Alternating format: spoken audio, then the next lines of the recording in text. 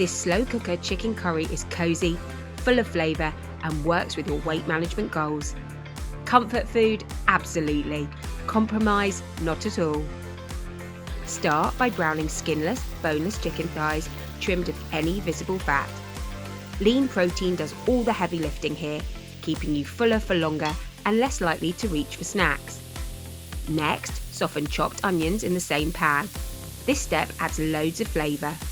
Now to toast the spices. These are your secret weapon. Maximum taste, but minimal impact on your goals.